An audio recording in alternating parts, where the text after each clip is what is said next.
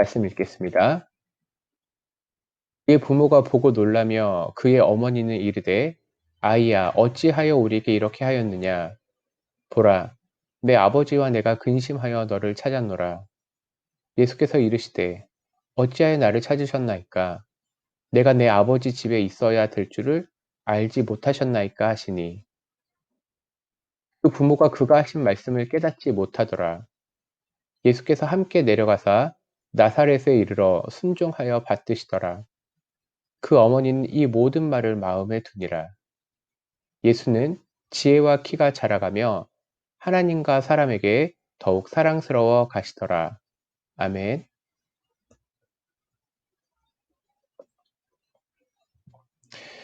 연일 미디어에서 교회에 대한 안 좋은 소식들이 들려오고 있습니다. 혹 이런 사태나 이런 상황들이 계속 반복된다면 혹은 우리 자녀들의 신앙에게 어떤 영향을 끼칠까요? 그러면서 저는 이런 생각이 들었습니다. 이런 상황 속에서 교회는 세상과 어떻게 소통을 해야 할지, 혹은 이 세상의 다양한 문화를 교회는 어떻게 대해야 할지에 대해서 좀 생각해 보았습니다. 어떤 분들은 교회가 이 세상의 나쁜 문화를 배척을 해야 된다. 그래서 교회의 순수함을 지켜야 된다 해서 이제 고립된 문화관을 가지신 분들이 있습니다. 또 어떤 분들은 교회는 이 세상의 문화를 적극 받아들여서 일반 사람들이 거부감 없이 교회에 오게 해야 한다. 문턱을 낮추어야 한다 등 적극적인 문화 수용관을 가지신 분들도 계십니다. 이렇게 양극단의 이야기만 있을까요? 그들을 고립시켜야 될지, 교회의 순수함을 지켜야 될지, 혹은 적극적으로 받아들여야 될지. 저는 오늘 본문을 통해서 이 교회가 세상과 어떻게 소통해야 될지, 어떤 관계를 맺어야 될지 본문을 통해서 좀 그 지혜를 얻고자 합니다. 첫 번째 이야기입니다. 어 그의 부모가 보고 놀라며 그의 어머니가 말했습니다. "아이 어찌하여 우리에게 이렇게 하였느냐? 내 아버지와 내가 근심하여 너를 찾았노라." 예수께서 이르시되 "어찌하여 나를 찾으셨습니까? 내가 내 아버지 집에 있어야 될 줄 알지 못하셨나이까?" 예수님은 자기 정체성이 분명하셨습니다. 예수님은 자기 자신이 어떤 분인지 명확히 아셨고 자기 정체성이 누군지 아셨습니다. 그래서 요셉을 향해서 아버지라 부르지 않고 하나님을 향해서 아버지라고 하였습니다. 또 성전을 향해서 내 아버지 집이라고 얘기했습니다. 비록 부모 이 요셉과 마리아의 눈에는 예수님이 12살짜리 소년으로 보이지만 예수님은 자기 자신을 12살 소년으로 본 게 아니라 바로 정말로 살아계신 하나님의 아들로 인식하셨습니다.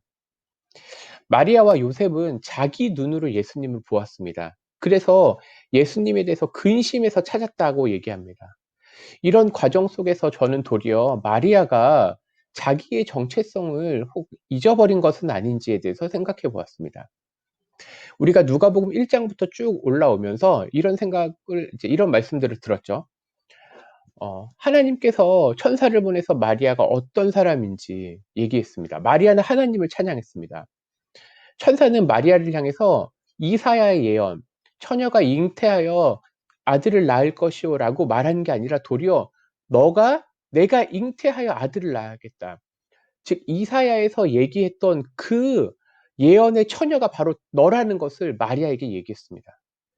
마리아는 사실 아주 놀라운 인생의 경험을 했습니다. 그럼에도 불구하고 마리아는 자신, 그리고 자기가 낳은 아들 예수님이 어떤 분이신지 좀 잊어버린 것 같습니다.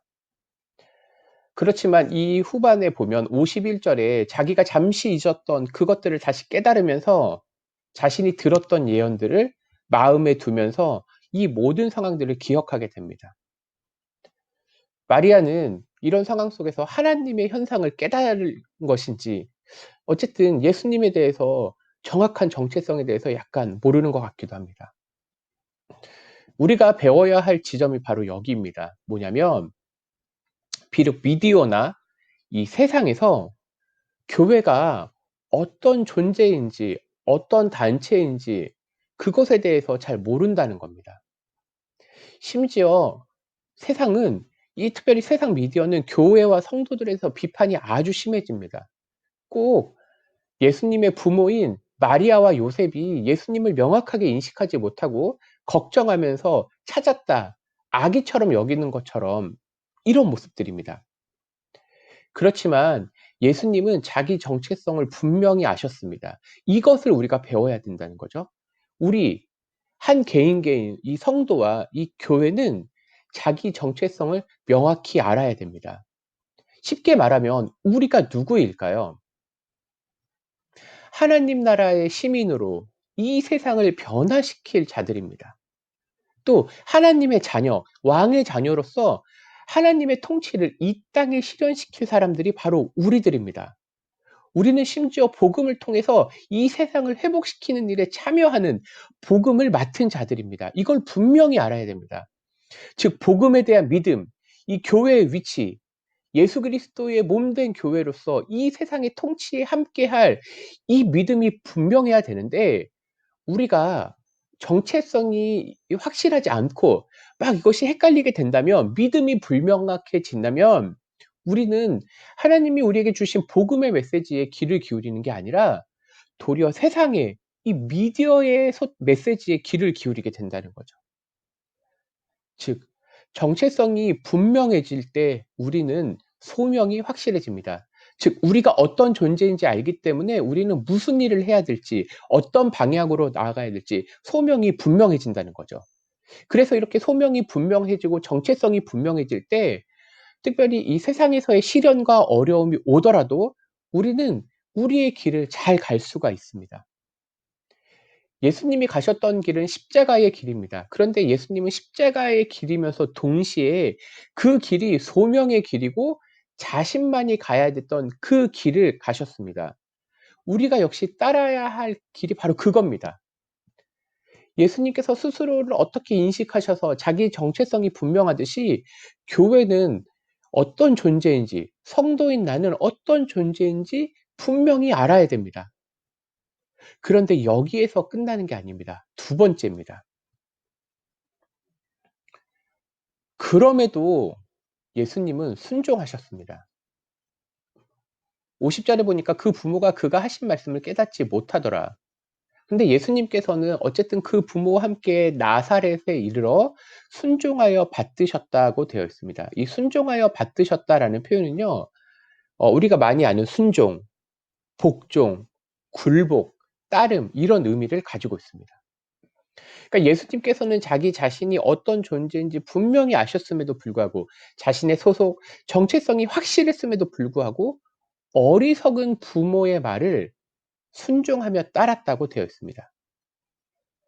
제가 여기에서 왜 어리석은 부모라고 얘기했냐면, 이건 마리아와 요셉을 무시하거나 모독을 주려는 의미가 아닙니다. 이것은 어떤 의미냐면, 사람들은 누구나 하나님의 뜻을, 그 하나님의 깊은 뜻을 잘 알 수 없다는 거죠. 그래서 부모, 즉 마리아와 요셉도 그가 하신 말씀, 즉 예수님의 말씀을 깨닫지 못했던 것처럼, 이것은, 이 부모라고 표현한 것은 모든 사람의 어리석음, 대표적으로 나를 포함한 우리 인간의 어리석음을 마리아와 요셉을 통해서 보여주신 거죠. 인간의 어리석음의 대표자로 그 부모가 하신 말씀을 깨닫지 못했다. 이것을 좀 적용해 보면 이렇습니다. 비록 세상이 이 교회의 존재 가치를, 교회의 사명을 잘 알지 못할 수 있습니다. 심지어 교회는 역사 속에서도 그렇고 요즘도 그렇고 더한 수모도 받을 수 있습니다. 그렇지만 예수님이 그 부모의 말에 순종하면서 받드셨던 것처럼 우리 역시 이 세상을 향해서 끝없이 베푸시는 하나님의 그 사랑을 배워야 됩니다. 그것이 곧 교회와 성도의 역할, 소명입니다.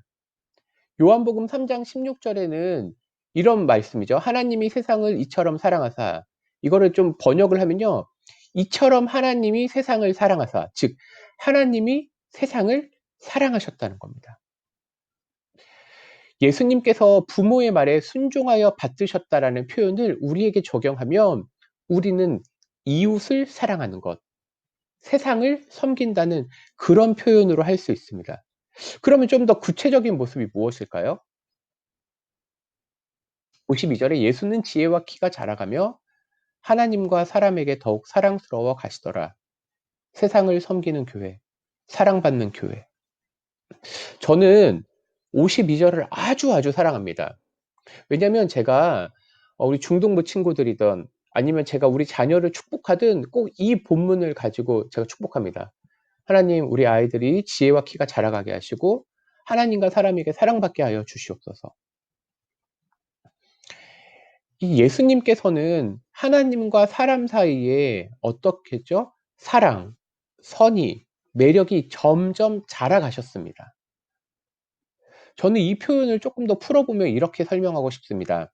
예수님은 하나님께 사랑을 받고 사람들에게도 사랑을 받으셨다. 예수님께서 하나님의 사랑을 받으셨다라는 구절은 아주 이해하기가 쉽습니다. 충분히 이해가 됩니다. 쉽게 넘어갈 수 있는 표현이죠. 그런데 저는 이 표현, 예수님이 사람들에게도 사랑받았다라는 이 구절, 우리는 이 구절을 어떻게 좀 생각하고 해석해야 될까요? 예수님은 자기 정체성이 분명하셨습니다. 바로 하나님 자신임을 우리 예수님께서는 하나님의 독생자 아들 예수 그리스도이심을 알았습니다. 그리고 어리석은 그 부모의 말을 따라서 나사렛에 내려가서 그럼에도 순종을 하셨습니다. 그리고 그 구절 뒤에 붙어 있는 게 뭐였죠? 그건 바로 예수님은 그 부모를 포함해서 사람들, 일종의 사회, 세상 이러한 것들로부터 예수님은 사랑을 받으셨다라고 성경은 표현하고 있습니다. 저는 이 설교의 처음 부분에 있어서 교회가 세상을 향해 어떤 관계를 맺어야 될지라는 질문, 바로 그 질문에 이제 답을 해 보고자 합니다. 교회는 세상과 단절을 해야 될까요? 아니면 세상을 적극 수용해야 할까요? 그러면 여기에서 예수님은 어떻게 하셨는지에 대해서 보셔야 됩니다. 예수님은 자신이 누구신지 분명히 아셨습니다. 그리고 세상의 한계와 세상의 정체성도 아셨습니다. 이 사이에서 예수님은요, 섬김과 사랑이라는 방법을 취하셨습니다. 이것을 우리에게 적용하면 교회는 이웃들과 관계에서 지혜롭고 사랑하고 섬겨야 한다는 것이죠. 즉, 교회는 우리 스스로가 어떤 존재인지를 분명히 알아야 되고 또 동시에 이 세상의 문화가 어리석고 성경에서 이걸 타락했다고 되어 있죠. 타락하고 교회의 순결한 이 부분을 동시에 알아서 우리 교회는 성도는 다리의 역할을 해야 된다는 거죠. 예를 들어 보겠습니다. 최근 들어 몇몇 교회에서 아주 대량의 그 코로나 감염 사건이 터졌습니다. 그래서 뉴스에서도 계속 이걸 연일 떠듭니다. 우리의 눈은 거기에 쏠려 있죠. 그런데 동시에 교회는 어떤 역할을 했죠? 일부 교회에서는 자신들의 수양관이나 교회 장소의 일부분을 치료처, 즉 이 감염을 치료하는 곳으로 제공한다는 소식이 들렸습니다. 바로 이 부분입니다. 역사 속에서 교회는 간호, 병원, 복지 등 항상 교회가 그 중심에 있었고 핵심 역할을 감당했습니다. 세상은 자신들의 상황들을 잘 알지 못합니다. 자신들의 잘못도 잘 모르고 심지어는 그 빠져 있는 어려움의 탈출구를 알지 못합니다. 그러면서 그 분노를 교회를 향해서 일부 향합니다. 그럴 때 우리 교회는 어떻게 해야 될까요? 그것들을 무시하거나 끊어봐야 단절해야 될까요? 그렇지 않습니다. 교회는 성도는 이 악한 세상의 문화를 인식을 하고 이 악랄함 속에서 우리 스스로 순결함과 순수함을 지키되 고립된 것이 아니라 꾸준히 그들의 눈높이에 다가가서 그들을 사랑으로 섬기며 대화의 문을 활짝 열어야 된다는 거죠. 거기에서 저는 이 세 번째, 세상을 섬기며 사랑받는 교회가 돼야 된다라고 얘기하고 싶습니다. 물론 이건 저만의 주장이 아니라 오늘 본문 속에서 나타난 것이죠. 물론 이 세상이 교회를 사랑한다라는 건 아주 일시적일 수 있습니다. 심지어 이 세상은 교회를 사랑하는 척 하다가 배신할 수도 있습니다. 그런데 하나님이 세상을 사랑하셨던 것처럼 우리가 그 사랑을 꾸준히 해야 되지 않을까요? 저는 예수님과 이 부모 마리아와 요셉의 관계를 통해서 교회와 성도와 세상이 어떤 관계를 맺어야 될지 좀 나누었습니다. 첫 번째는 예수님이 그러셨던 것처럼 우리의 정체성을 확실히 알아야 된다. 두 번째는 우리의 정체성이 확실함에도 불구하고 세상의 정체성 그리고 그 한계를 알아야 된다. 그래서 마지막으로는 교회는 그럼에도 불구하고 세상을 사랑하고 섬겨야 한다. 즉, 섬김과 사랑을 기반으로 꾸준히 소통해야 된다는 거죠. 교회의 높은 위치에서만 바라보는 게 아니라 우리 교회는 그들의 눈높이에 맞춰서 내려가서 그들과 꾸준히 대화를 해야 된다는 겁니다. 2019년, 20년도 우리는 코로나 바이러스의 두려움에 가득 떨었습니다. 이것은 우리만 떤 것이 아니라 세상 역시 두려움에 떨고 있고 심지어는 방향을 알지 못하는 사람들이 무수히 많습니다. 그런데 우리는 어떻죠? 우리 교회는 하나님의 통치하심을 믿고 있습니다. 코로나 바이러스가 두려운 상황 속에서도 우리는 하나님의 통치하심을 믿고 있고요. 또 교회의 빛난 아주 영광스러운 위치도 알고 있습니다. 그렇기 때문에 우리 교회는 세상을 향해 여전히 희망이 될 수 있습니다. 2021년 교회가 세상을 향해서 빛되고 소망 되신 예수님을 전해야 됩니다. 우리 교회가 말하는 좋은 소식을 전해야 됩니다. 그런데 그 좋은 소식을 전하는 방법 중에 하나가 사랑과 섬김, 이러한 마음을 가지고 소통해야 된다는 것이죠. 2021년 우리 한 명 한 명이 그리고 우리 교회가 세상과 꾸준히 소통하면서 그들의 말에 귀를 기울이면서 이 교회가 세상을 섬기되 또 사랑받는 교회가 되도록 우리 함께 기도해야 되겠습니다.